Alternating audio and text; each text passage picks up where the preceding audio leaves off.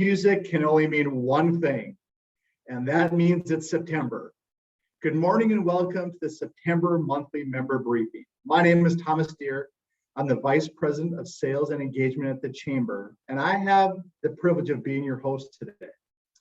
I want to shout out a big thank you to each of you for joining today, and I want to thank you for your partnership. These sessions are designed to provide you with information, solutions, and connections needed to keep your businesses thriving. Today, you have joined in listen-only mode with your microphones and cameras muted. We do want to make this interactive, and we encourage you to ask questions throughout today's program using Zoom's chat box. I have a gut feeling you're going to have a lot of questions today. I want to thank our media sponsor, we couldn't do it without them, the Cincinnati Business Courier, for their support of our monthly member briefing. Today's lineup's a little different than normal, but I know you're going to enjoy it, so let's get going. It's my pleasure to welcome Brendan Call, the president of the Cincinnati, USA Regional Chamber. Brendan? Thanks, Thomas. Good morning, everybody. It's great to see you. You know, it feels like back to school time here in Cincinnati. All the kids are back in school, and at the Chamber it feels like back to school time too, because we're kicking off so many of the fun things that we do at the Chamber, so many of the activities and initiatives that we provide for you, for our members. So I'm excited to talk about a lot of them today, where you're going to hear about three big things that we're kicking off: Blink, Oktoberfest, and our State of the Region report, which I'm really excited about. But I'm going to get to those in just a minute.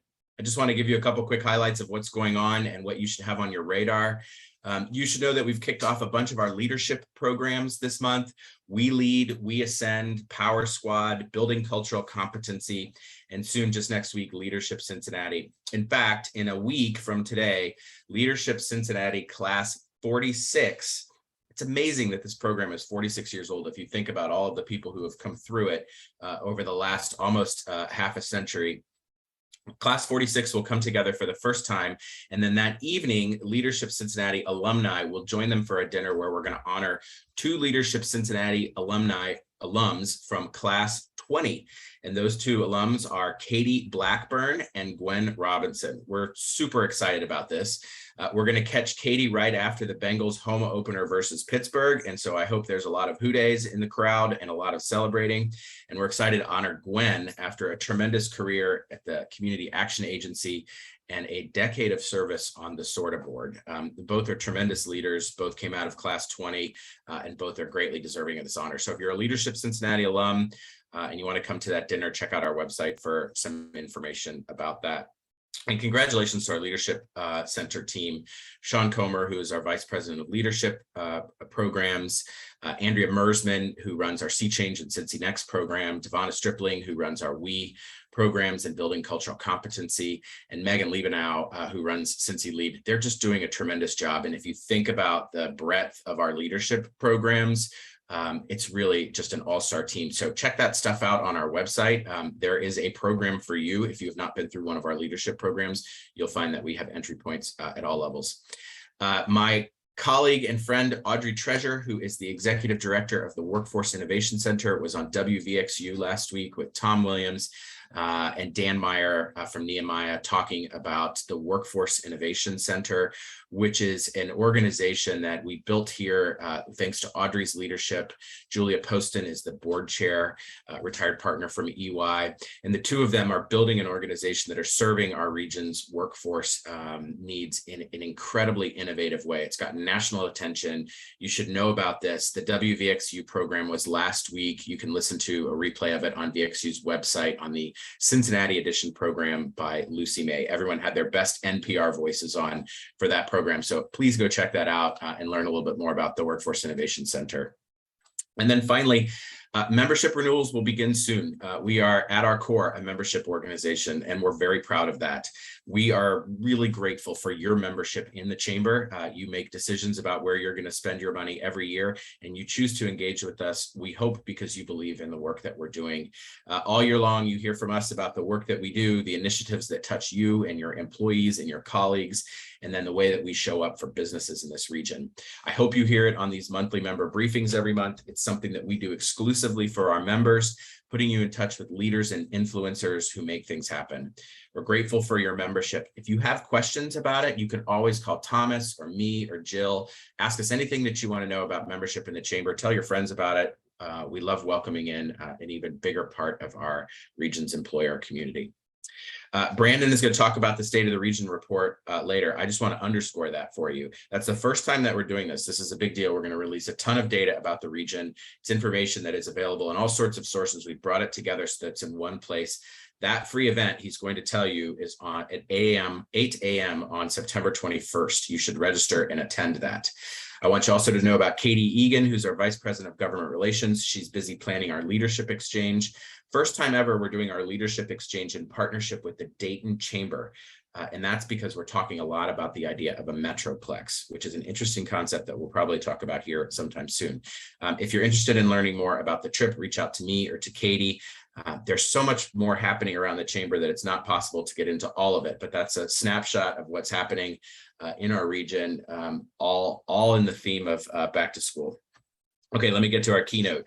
And I'm excited to introduce to you for the first time the man who has lived in Cincinnati for 7 whole months and is about to launch the 3rd iteration of Blink into the World, Justin Brookhart. Justin joined us from Austin, Texas, and I think it's fun. We say that somebody joined us from Austin, Texas, as if that's a company or as if that's a qualification in and of itself, but it's true. He joined us from a city that has an incredible cultural community that does public art incredibly well and that knows how to take an event and have it help define a region. Some of you have heard of South by Southwest. Blink in many ways is that for Cincinnati and could be that for Cincinnati. While in Austin, Justin led an organization called Mondo, which has delivered incredible poster art for movies. You should check that organization out. It's very cool. He and his wife, Erin, who is equally amazing, moved here in January. They have delved into this community headfirst, soaking in all that we have to offer. I sometimes talk to Justin as if he's been here forever and he knows everyone, and he kind of does. But what he's brought to Blink, besides an incredible resume, is a passion for art, an insistence on inclusion and diversity, a love of cities, a desire to elevate our region, and perhaps this is the most important part, a sense of calm that is impressive for a guy who is leading a major public art event that starts in just 34 days. You're going to love this presentation. You're going to love Justin, and you're going to wish that Blink was tomorrow, even though Justin doesn't wish it's tomorrow. Justin, welcome to Cincinnati again. Thank you. Take it away. Thank you so much, Brendan. That was a great introduction. I believe we're going to switch over and I'm going to share some of my slides now. So give me just a second to prepare those.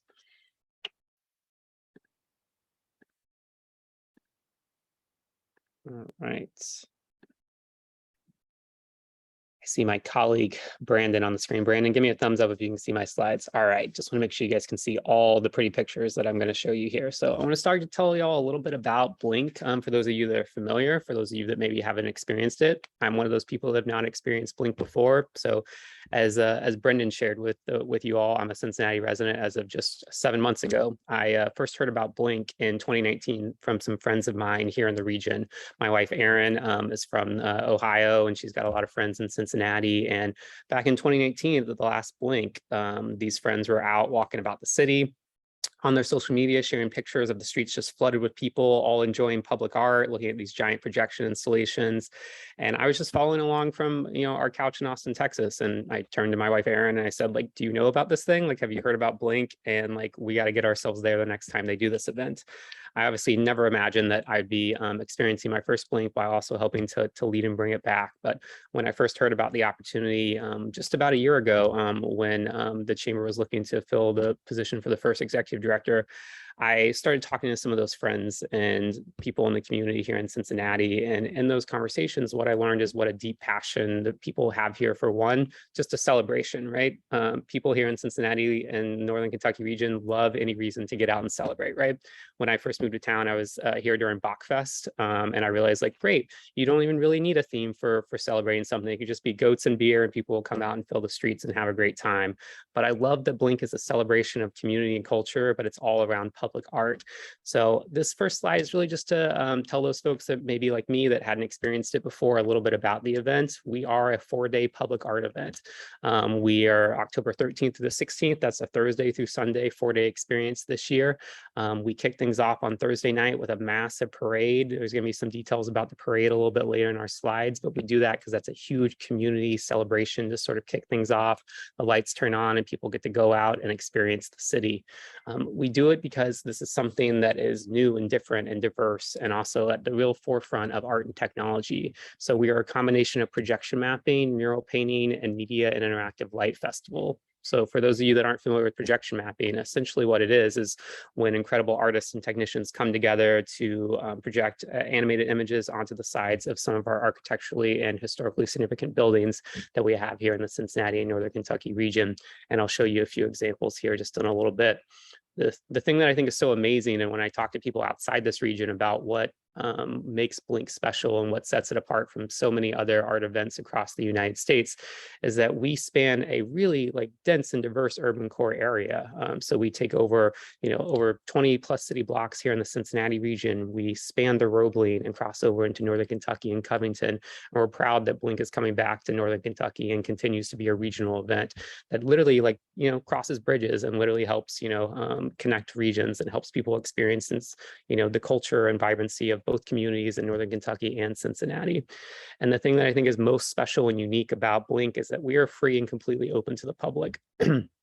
Brendan shared, an example that I tout pretty often, which is South by Southwest, an event that I've experienced for years, both before I lived in Austin and for the past 12 years when I was a resident down there. And South by Southwest started out as this little kind of independent music festival, and has since evolved into a much larger thing. They have the film festival, they have speaker thought leadership conferences, education, economic development. They do a lot with their eco series as well, teachers, education, South by Southwest, EDU. There's so many of those things.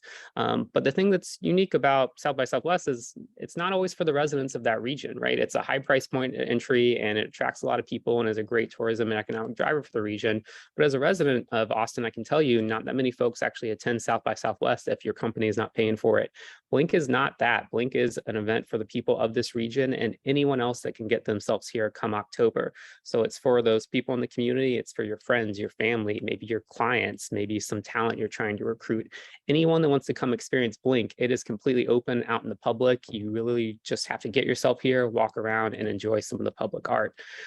So it's a little bit about just the overall intent of the event, a little bit about what it is for those of you that aren't familiar.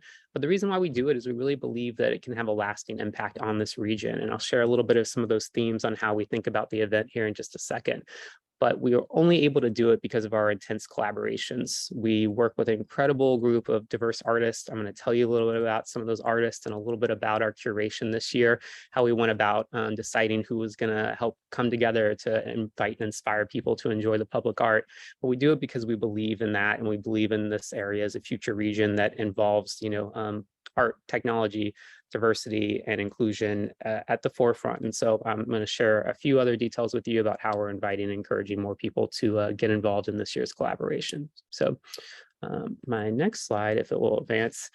One of the big reasons we do this, and a lot of credit for this goes to the original founders and the people that kind of helped first get together to decide to think about Blink, is wanting to put this region on the map internationally. So here is a list of kind of the peer events that we really benchmark ourselves against. Number one on that list is an event called Vivid Sydney. Vivid Sydney has been taking place in Sydney, Australia for, I believe, over 20 years now. And they've been doing immersive art experiences at a massive scale for a while. And they really are kind of the gold standard for what we benchmark ourselves against. They have an incredible economic impact. They have incredible vibrancy on that community. They help program Sydney and help activate tourism at a time when otherwise it is not that vibrant over in Sydney. And so that's kind of the gold standard where we benchmark ourselves against. But what's great is, many of the artists we're working with, all these top festivals over in Europe and overseas, we're working with the same people now. And so Blink has already started to see themselves be benchmarked against peer cities. And we have folks that are starting to come to us and ask questions about how we're doing Blink and how we're thinking about evolving this. And so continuing to define Cincinnati and Northern Kentucky as one of these forward future thinking destinations is a big reason why we spend so much time and the chamber is dedicated to producing this event. Another major reason we do it is it obviously has a massive economic impact on this community. So in 2019, you'll see our economic impact numbers. One, that top line attendance number. So over 1.25 million people attending Blink over the 4-day experience in 2019. Obviously, a little tough to count heads when attending a massive public event. It doesn't require any registration, but our attendance numbers speak for themselves. The streets are flooded. You can see it from pictures. You can see it from reports of the people that were on the Roebling Bridge as people were crossing into Northern Kentucky or returning into Cincinnati. You just see that there was a massive amount of folks that were interested and said, we want to come experience this, both locally here in the community and folks that traveled in for the event.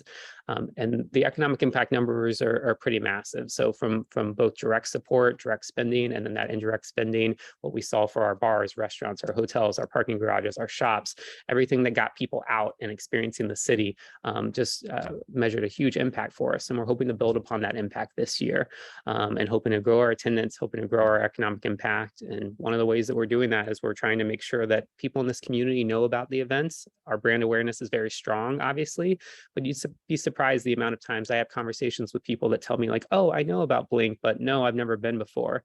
And we think that's great. I'm honestly encouraged when I hear that there are people in this region that say that they've never attended before, because that's an opportunity for people to experience it for the first time, like me. And so we're trying to get those folks out here that, you know, are the diehard lovers that have been every year, that come every day. We want those super users to experience it. But I'd love if those folks that maybe have been concerned in years past or haven't known about it or just haven't made plans have more awareness and get themselves down to experience Blink this year.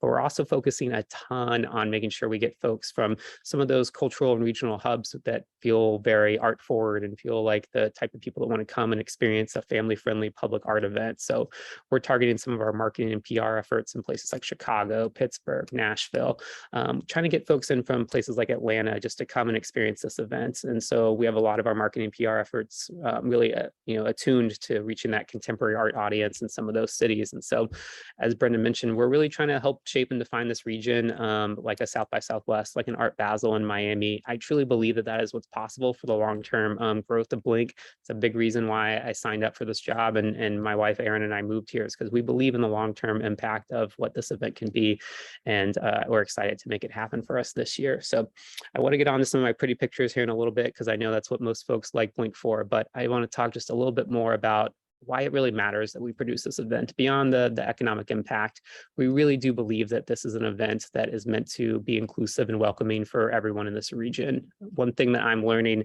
since moving to Cincinnati and getting acclimated to the artistic and creative community and meeting people is that there is such a rich and diverse creative class here in Cincinnati. We are very fortunate that we have so many incredible institutions, from our high schools to all our higher education institutions, the Art Academy, UC. There's so many, Miami University, NKU, Xavier. We're working with collaborations with so many of those groups this year, because that's really where the talent pipeline is for creatives, in the same way there's a talent pipeline for your industries. And making sure that we're tapping into that community and making sure that we're really unleashing the power of all the incredible diverse creatives that we have in this community is a huge reason we do it. So we're working on some academic partnerships. We're working to figure out ways that we can have collaborations with some of the incredible institutions, and making sure that we're continuing to think about this region as very art and technology forward, because that's the only way Blink is able to achieve the massive public event that it is through both artists and technical collaborators, right? We need people to run our technical equipment. We need people to make sure that we're producing light technology that's at the forefront, so we can continue to benchmark ourselves against those incredible peers. And it's just thinking about how we continue to evolve the brand of Cincinnati and Northern Kentucky, and think about how this region can be shaped and defined by the fact that it does public art so well, that it does inclusive and welcoming events so well. I really do think that helps shape and define and grow the brand of this region. And again, a huge reason why we feel like it matters. So my next few slides are just some themes that myself and all of our partners that help produce the event really think about and talk about often. When people ask us why we do this event, I often refer to some of these themes, because it's a huge reason of how we think about programming, how we think about the guest experience for everyone that's attending the event. And discovery is one of those major themes for us. Discovery can look like a lot of things for Blink. People discover new artists certainly. They discover maybe buildings they haven't stopped and taken a look at before or need to take a look at in a new light. They discover bars, restaurants. They discover the downtown urban core areas. They discover what it's like to cross that bridge and go into Northern Kentucky. I know that is something that is still new for people. I feel like I'm back and forth across the bridge all the time, but I'm certainly learning that some people have those cultural silos. And so if we think about how we can invite and encourage people and try to influence people to discover more about their region and more about the city, discover new artists, discover new musicians for our musical stages. There's so much to discover. And so that's kind of our number one theme that we always like to play with. And we're doing a lot in the sense of discovery this year. The next major theme that we really love to touch on is the idea of a shared experience. That's honestly the thing that people share with me the most about what they love about Blink. I've heard so many stories about people that have said, I was standing side by side next to my neighbor or a stranger or a friend, and we were looking up in awe at one of the installations, and we were standing shoulder to shoulder, sometimes very closely on the street corners to experience some of the public art. But it was that shared experience that they really took away. The art speaks for itself, but experiencing it alongside people, I think, is really what elevates this. And it's that huge support that we receive from the community that allows us to create this massive shared experience for people. So it's a huge theme for us. Again, we're only able to do it through incredible collaborations and technology, but shared experiences will always be a core part of Blink. And another thing we talk about often is how do we celebrate the history and culture of this region? I, again, very new resident, but, have been learning a lot about what makes this region, culturally and historically rich. So many of the collaborations this year that we're doing, both with local artists and creatives and some of those international artists that we're bringing in this year, is figuring out ways to celebrate that history, tell the story of folks that maybe haven't been told before, tell it in a new way. And I'll share a few examples of that with you here in just a second. And the other thing that we talk about that relates to that is just the uniqueness of this region. There's so much that is unique and helps Blink only take place here in Cincinnati. I often say that Blink is a nowhere else experience in the United States. Many regions, many cities would love to have a large scale public event that is like Blink, that it has that level of economic impact, that level of cultural impact. But it's a nowhere else experience for Cincinnati for a few reasons. And one is our deep rooted history of supporting the arts. So much of Cincinnati, philanthropic foundation, corporate support is rooted in supporting the arts. That's one of the reasons we're able to help make Blink possible, is through the general support and generous support really of all those incredible foundations and corporate partners that help fund the event and make it so that it's free and accessible and produced at the quality and scale that this region really deserves. That's unique here. I think that support is one of the reasons that it takes place. But there's also the uniqueness of our dense and vibrant urban core area where the event takes place. That's so important for the fact that we are a highly pedestrian, event. We're meant to be experienced, by being out on the streets and moving around. And that's only possible because we have that incredible, unique urban core environment for us. And, the incredible creative talent is obviously another huge part of what makes this region unique. So when people ask me, like, why is this event going on in Cincinnati? I tell them because I really think that there's nowhere else in the United States that can produce an event just like this because of so many interesting, unique factors. If it were easy to do, other places would be doing it because the impacts, speaks for itself, and places are clamoring for opportunities to create unique and immersive experiences like this. And so it's not easy to produce. It's not easy to make happen. My colleagues at the Chamber and the partners at Blink would certainly tell you that, but it's much easier here in Cincinnati because of what makes this region unique. And the last theme we really talk about often is this idea of a future vision. When the founding partners first got together and said, hey, we want to produce this, combination of projection mapping and mural painting event, immersive art experience, it was because they truly believed that this is something that future cities do. This is something that, you can say we had the foresight to think about how immersive experiences were taking off. And what's pretty amazing is how after only just, this will be our third year producing Blink, how true that theory has proven to be. In the general contemporary art landscape, immersive art is the number one way to experience art now. So people actually going out and experiencing art rather than buying physical media, rather than actually acquiring paintings, prints, things like that. Immersive art is really at the forefront. So a huge part of Blink is the idea of looking ahead and saying, hey, what's like next in this space? What can we be doing to be at the forefront, and how we be leading the charge rather than following behind other areas? And we're going to always continue to do that for Blink. We're always going to say, hey, what's next for this. We're blessed that we have, time in between each year to really take a beat and look at where the landscape's moving. As a technology forward event, the technology really evolves rapidly for this event. Artistic mediums evolve rapidly. Who's at the forefront of this technology changes, and we'll always try to make sure we're also at the forefront of that. So I'm going to tell you a little bit about our call to artists and how we helped get so many amazing collaborators to join us this year. And then again, I'm going to show you a little show and tell with some kind of previews of what you can expect for this year's event. So one of the big philosophic changes that myself and the partners made this year is that we decided we wanted to have an open call for artists across all mediums at Blink. So in years past, we've more directly curated. So the partners have said, hey, we know some artists that we feel like would be really good for this. Let's reach out, let's ask them. We've selected through some limited submissions, some people that wanted to apply and be a part of this event. But this year we decided we want to completely open up that process and say anyone both here in the region and anyone abroad that wants to raise their hand and say, hey, I have an idea, I have a creation I want to bring to Cincinnati, let us know about it. And really what that led to was an incredible amount of submissions from both this region and internationally for folks that raised their hand and said, yeah, I'd like to come to Cincinnati. I have an idea. I want to make this possible. And we did that for a few reasons. One, we wanted to make sure that people could see their way into the event in a way that maybe they haven't before. Maybe they didn't have the name recognition. Maybe they didn't have a connection to someone at Blink and they didn't know how to get involved. But also because now after producing the event in 2017 and 2019, our global awareness is much higher. And so there are folks that are playing on the international level that are at the forefront of this technology and this artistic medium that would love to be a part of it, but don't know how to get involved. And so we opened up submissions and received, a great outpouring of submissions for this year.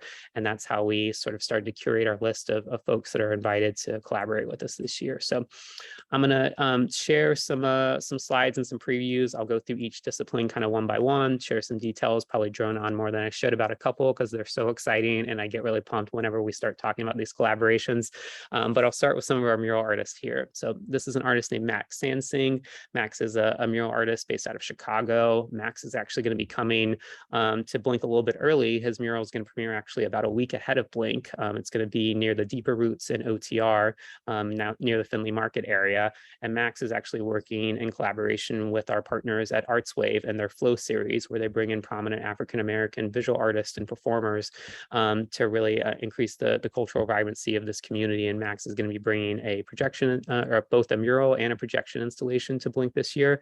He's partnering with a local artist, Chasky, who's going to be projecting onto Max's mural. This is not the mural. This is one of Max's other representations.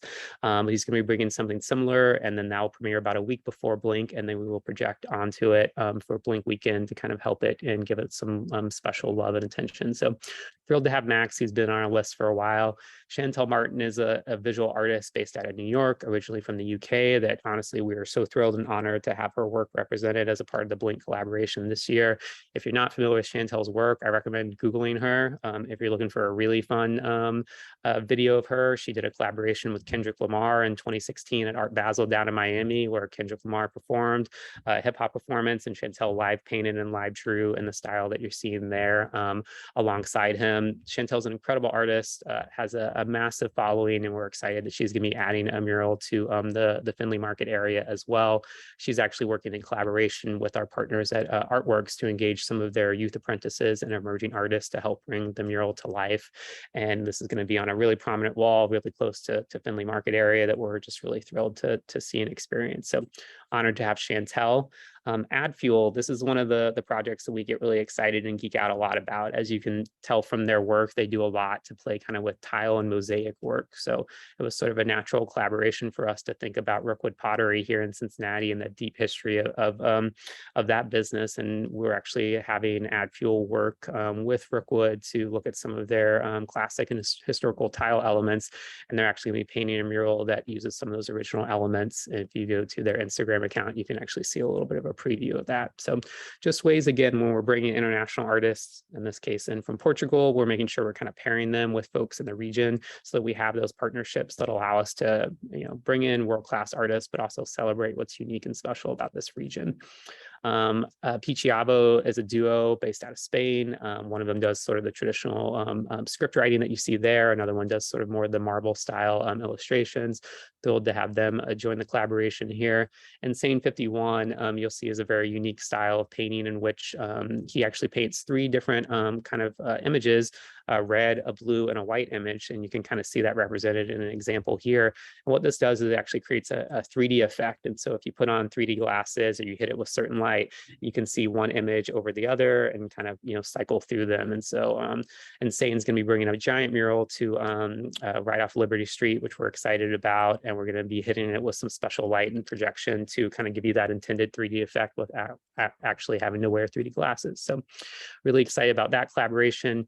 Kingsley, UK-based illustrator that we're working with actually in collaboration with our partners at P&G and Bounty on an installation. Hero Viega out of Florida brings incredible floral artistry to the table.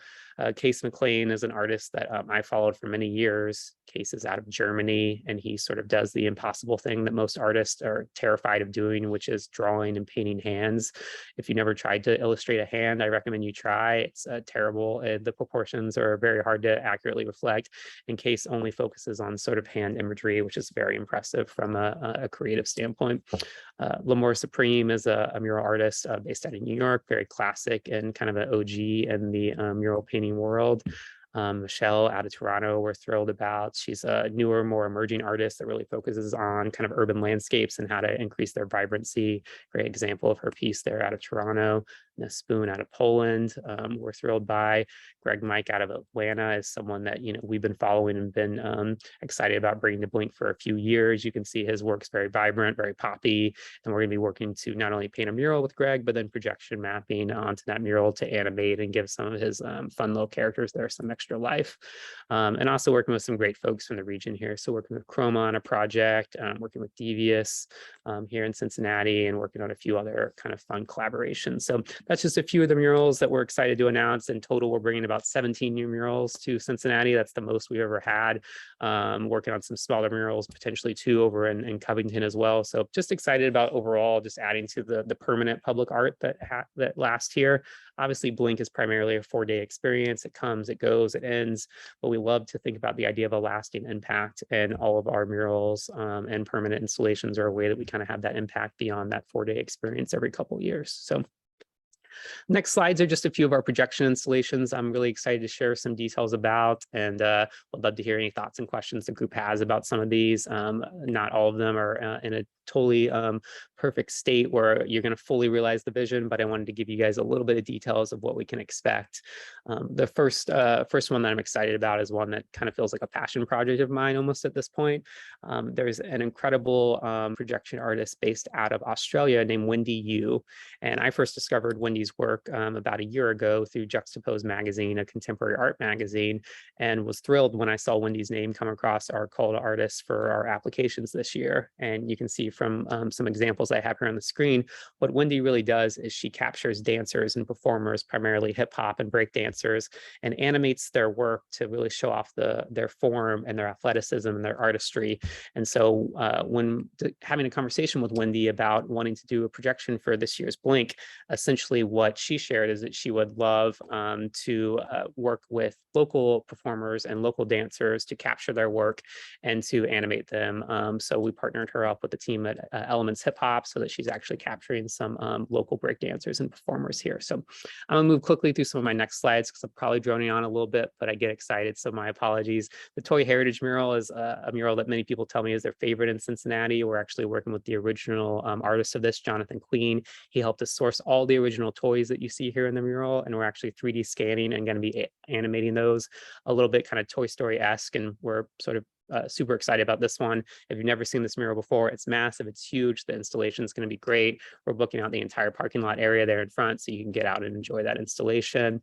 working with George Berlin, a returning Blink artist, to projection map onto Hotel Covington, which we're thrilled about. Working with another returning artist, Greg D'Amico, in the Gateway Center there in Northern Kentucky. Another international artist that's a first-time collaborator for us is Alizio Casaro. Alizio is really kind of at the forefront of architectural projection mapping. So where you actually take the architectural elements of a space and really use them to build your content and animation. And so what you see on the right is not what Alizio's doing for Mother of God Church, but an example of his work. But he's going to be projection mapping not only onto Mother of God Church in Covington, but also onto Memorial Hall in Cincinnati. And I'll tell you, when you see Alizio's work, you'll be blown away at the level of detail and artistry and architectural significance that he's able to bring to life. The American Building, Sean Van Praag, another returning artist for us, is going to be projecting onto that. We're excited. This is going to be actually the tallest projection mapping building that we've ever mapped onto for Blink, so thrilled about that one. Vince Fraser is another international artist from the UK that we're working with. Vince is really working to tell the story of the Little Africa community, which is an undertold story of a community of freed slaves and African immigrants that came to Cincinnati via steamboats. And so we're thrilled to welcome Vince and have him join the collaboration this year and tell a little bit more of some of those untold stories of the history and significance of the area. First Financial Bank, our friends over at Spotted Yeti, are working on that installation, which we're thrilled about. And then Inca is once again going to be projection mapping onto Faith 47's mural here. So Ezra Charles, another local legend, we're celebrating alongside local collaborator Jason Snell. And then again, I'll step lightly through some of our lighted installations. There's honestly too many of these to totally show off, but I'll give you some quick snapshots of a few of the installations that we're bringing here. These are some of the more interactive and immersive things that you'll get to walk around and experience alongside all the murals and projection installations here. So some really fun stuff, some structural pieces like the tunnel that you see here. Really just wanting people to get to walk around and experience things and do it at a massive and fun scale. Quickly, I'll just mention that we do have our parade that's kicking off, and we're partnering with the team over at ISH to help produce the parade this year. So they're really focusing on celebrating cultural traditions as a part of the parade.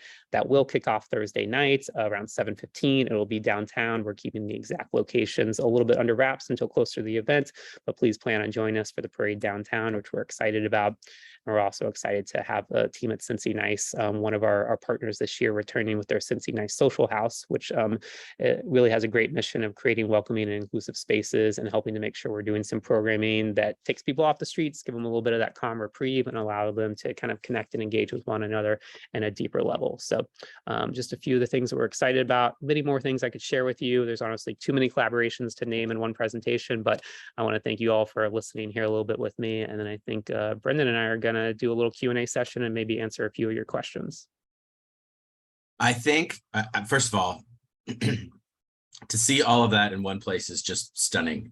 It's incredible. And I'm getting texts from people, some of which are wholly, you know what, and so I won't repeat them on the monthly member briefing here because we don't want to turn this forum into that kind of an environment. But that's the kind of art that you're going to see at Blink. I hope you see the intention.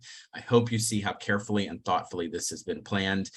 This is far more complicated and far more intentional than just saying, let's get some artists and murals and projection mapping. That's the key to Blink, and Justin really has embraced that from the beginning. One question is, how many projection mapping installations compared to prior years? Yeah, so projection mapping this year versus last year, it's roughly about the same number in total. A few kind of smaller installations have been substituted for some larger scale installations. So I mentioned projection mapping installations like the Toy Heritage Mural, the American Building. We're trying to go bigger with our scale this year, and that's for a few reasons. One, we understand that we anticipate higher number of attendees than years past, so you want to make sure that you really play at a big scale for this. But also understanding social behaviors have changed a little bit since 2019. People might want a little bit more room between them and other folks as they're enjoying their installation. So might be, slightly less than what you've seen in years past, but we're going a little bit larger and more impactful with those installations. One question about giving thought to doing a blink off between the colleges to raise interest in their own brand awareness. I mean, Justin, I know you've got some colleges and universities involved. It's a great idea. It's also one to be thinking about in off years, I think, too, about some of the things that are happening in our community. Yeah, I think so. Yeah, we literally have collaborations with Xavier, NKU, UC, multiple programs at UC, working with several programs at Miami University. So no shortage of that. But I love the idea of engaging our institutions and our education institutions in our off season too.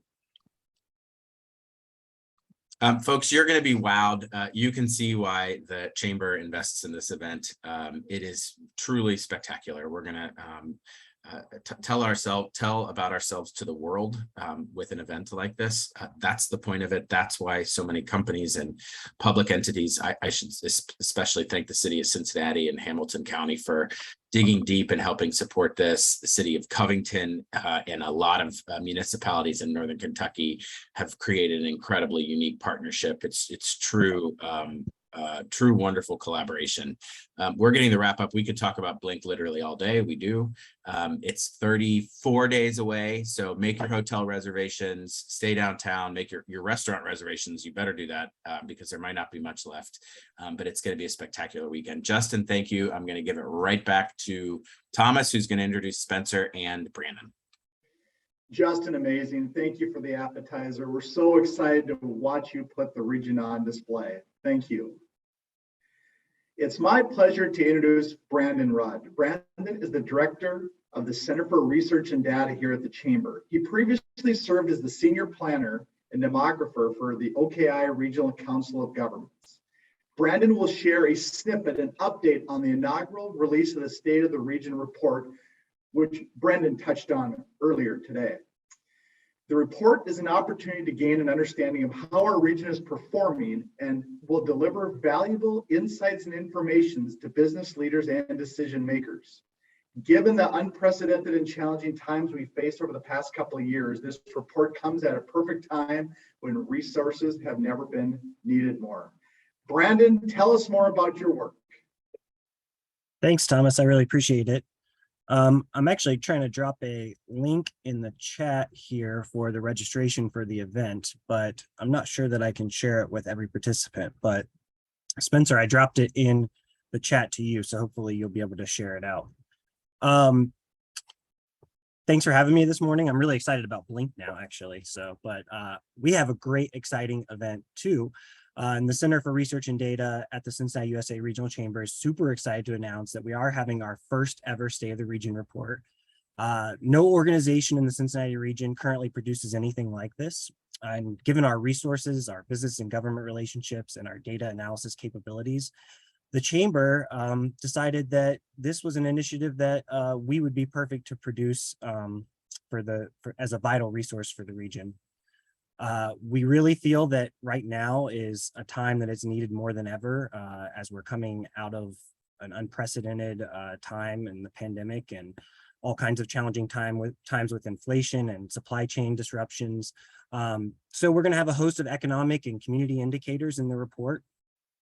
These will include demographics, public health, industry spotlights, and it will lay a groundwork for our interactive database that we are developing alongside our friends at Ready Cincinnati. That interactive database will be up by the end of the year.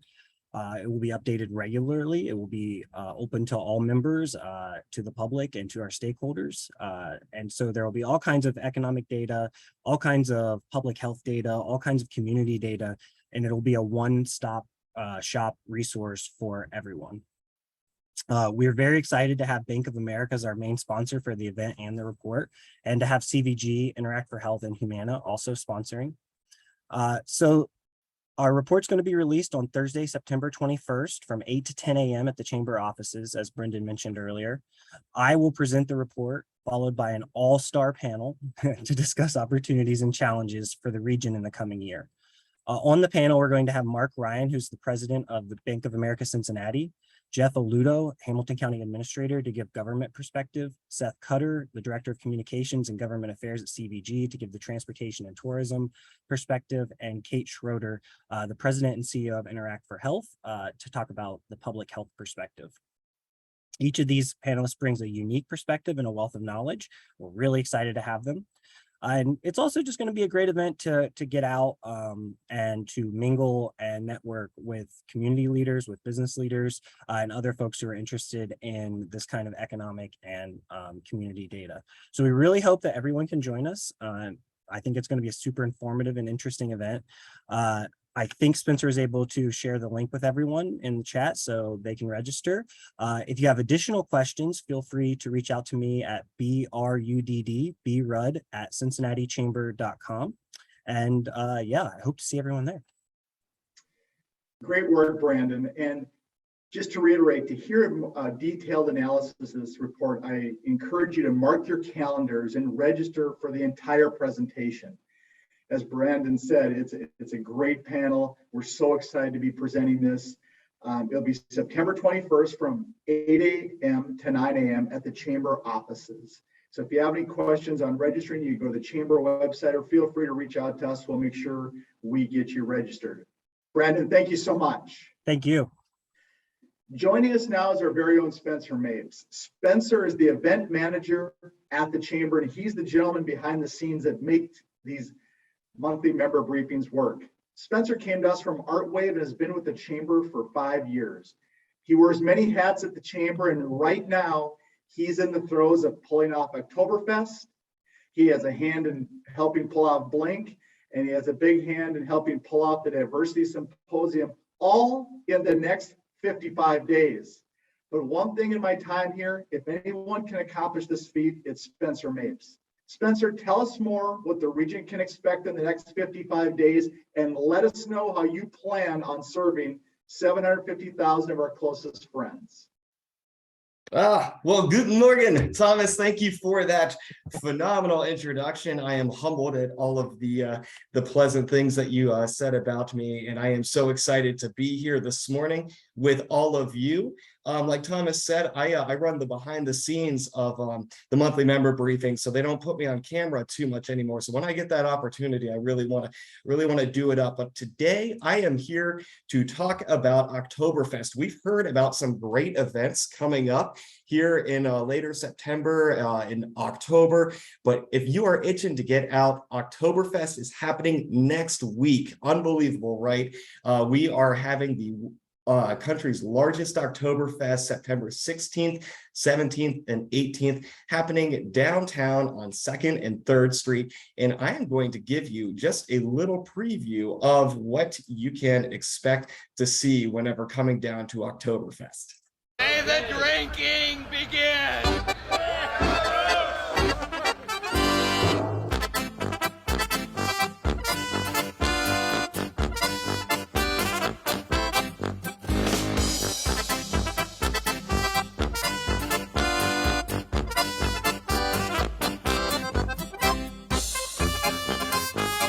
He is your champion, Joey Jason!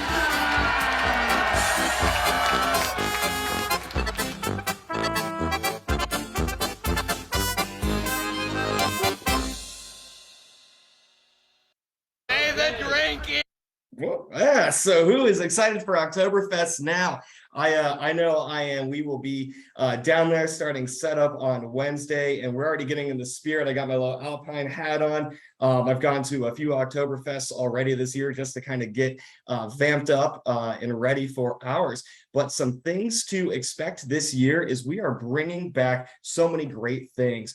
Just a few stats I'm going to throw at you so you know how to prepare. We're going to have 100 plus beers. That is 100 plus beers to enjoy out of your stein, out of the mugs.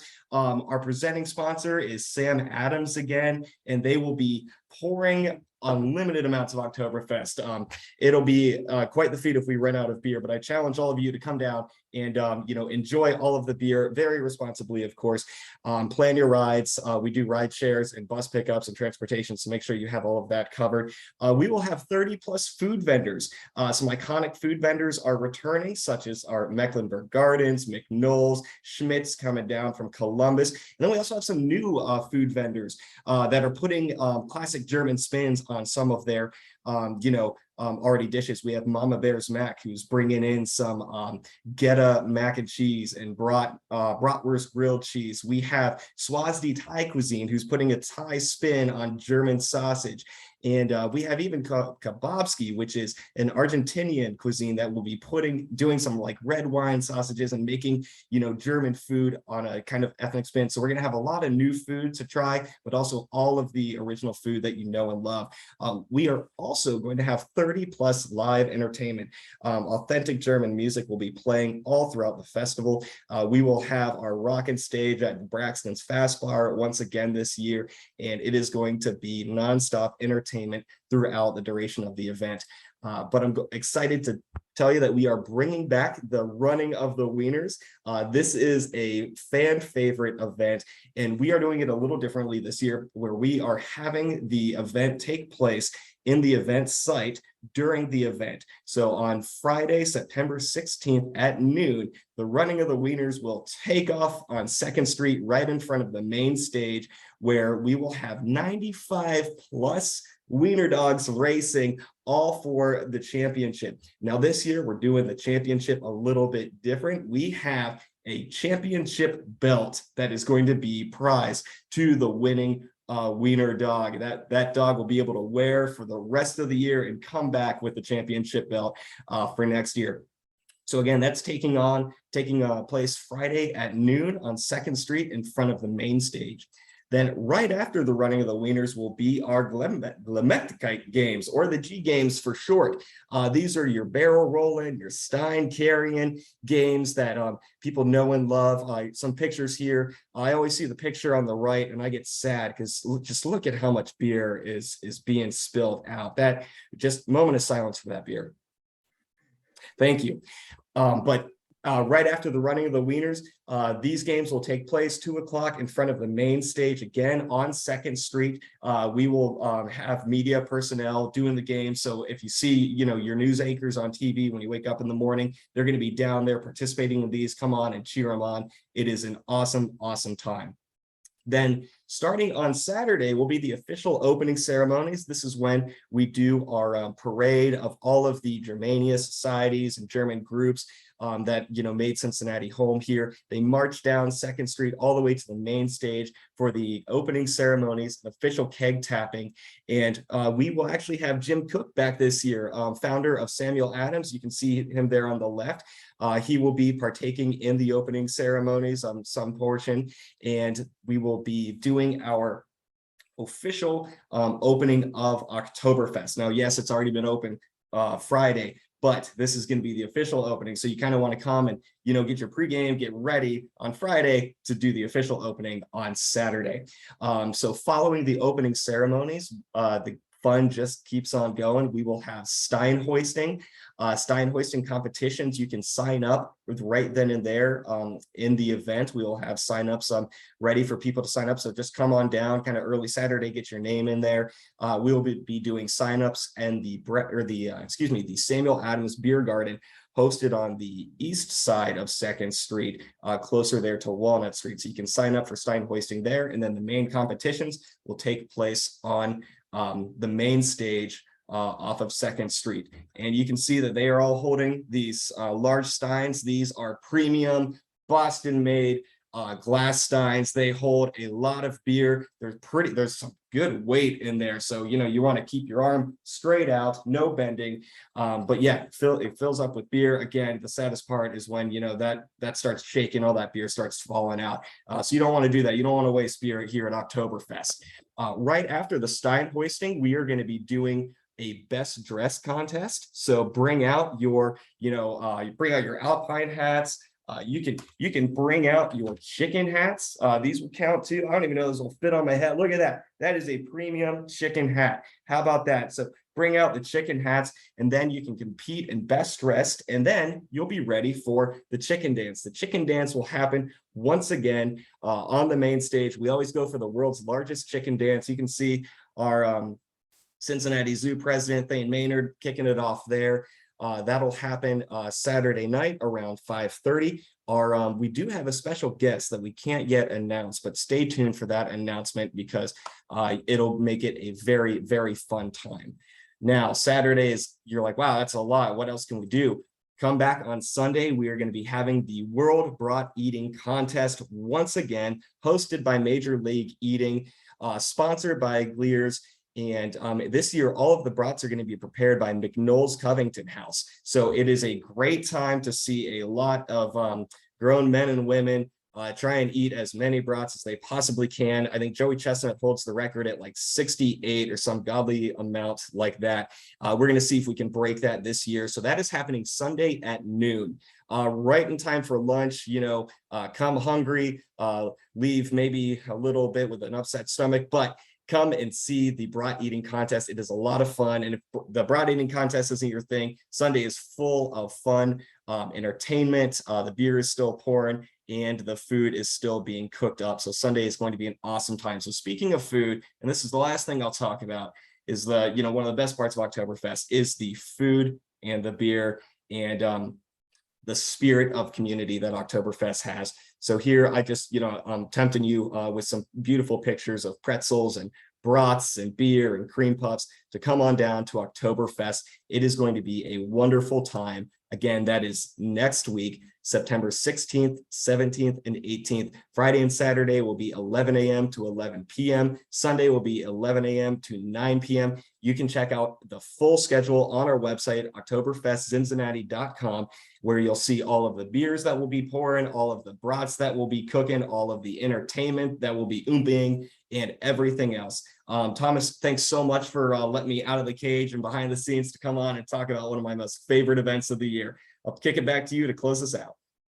Spencer, thank you so much. I'm sitting here thinking, we got Blink, we got Oktoberfest, we got Diversity Symposium, and this is our region. We are so fortunate to live in such a wonderful place and have people putting on events and to care so much. Spencer, thank you for making the region such a Prost. Cheers. Well, thank you everybody for being here today. I do want to talk about quickly in closing a couple events coming up. We did talk about the Fifth Third Diversity Leadership Symposium, which is November 2nd at 8 a.m. If you've been to the symposium in the past, you know you're in for an incredible and enlightening experience. This year, the keynote speaker is Daisy. You can see her picture on the screen, Daisy Auger Dominguez. She's an accomplished executive and a dynamic leader. She's widely recognized for her ability to direct organizational transformations on the leading edge of culture. To learn more and to register, go to cincinnatiChamber.com/events. Again, cincinnatiChamber.com/events. We're so proud and so excited to bring this symposium to you in early November. Also, I want to plug our next monthly member briefing is October 6th. You're going to hear from our keynote speaker. It's Steve Hightower. He's the president and CEO of Hightower's Petroleum Company.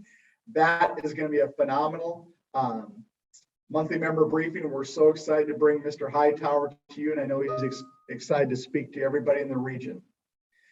Many more events. Please check on our website. We have Greater Cincinnati Safety Council. We have Cincy Next. We have Cincy Converge. There's so many great things happening at the chamber, and in the region. Please make sure you look at our calendar on the chamber website. Great job, everybody, today. Thank you for being here. Let's make September a great month, and I'm looking forward to seeing everybody at Oktoberfest. Thank you very much.